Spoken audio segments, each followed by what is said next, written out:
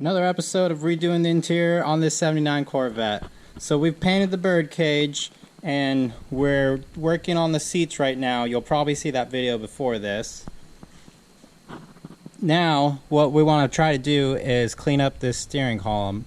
Now this steering column, disgusting. It is bad. The paint is flaking off in places. So let's give it a coat of paint or interior dye in this case. As you see, I have my tarp kind of all around, just a rough masking of the area because we are going to spray it. So we got to be cautious about overspray. Probably going to cover the windshield so I don't get it there. But first step first, let's clean this. Let's start sanding this and getting it ready for paint. Well, thankfully a lot of it is just dirt. I just wet my rag with my degreaser and we took off a lot down at the base, but still we're going to hit with a dye. Just be 100% sure the color matches everything else. But yeah, there are some scratches and whatnot, rub marks that cleaning is not going to solve. That's why we're going to dye it. Okay, now that it's cleaned, at least the major stuff of it, we're taking red Scotch-Brite. We're just going to sand down this whole steering column. All we're doing is scuffing it, getting it prepared for interior dye. Now if there's any really rough areas, we'll make the repair on it and I'll show you, but I don't believe there are any rough areas on this. We have some areas to kind of be thoughtful or mindful of. Like down here, it looks like this was black.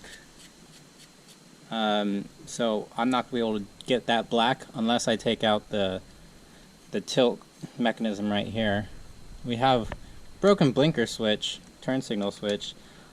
I do want to replace that at some point. I don't think today's the day. This video is not the day to replace that. Speaking of some rough areas, here's a good one. So I got my 220, just use my hand, and all I'm doing is basically just buffing it off. I'm not really sanding, although we are leaving sand marks, but it's fine.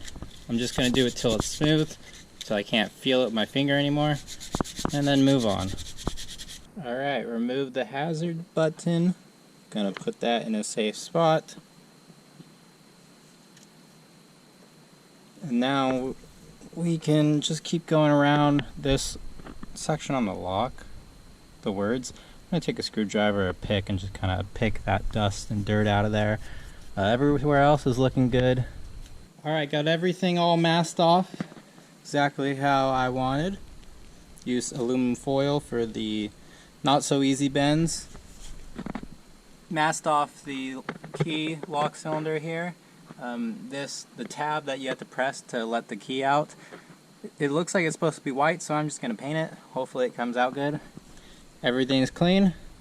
Let's spray on some of this interior dye. See how it goes.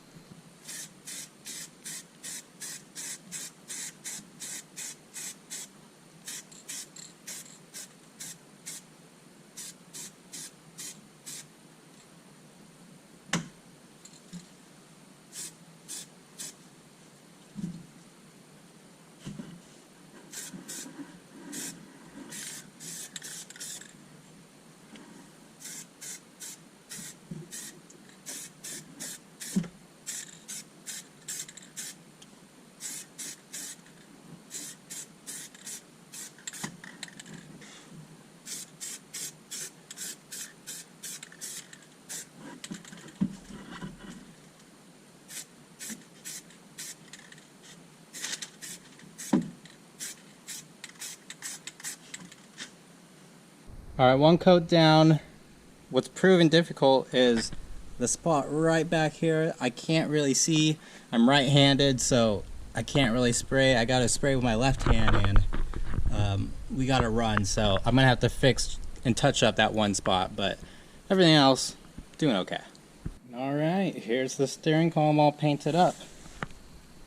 And looks pretty good. It is no longer all noticeably scratched and paint fading in the backside.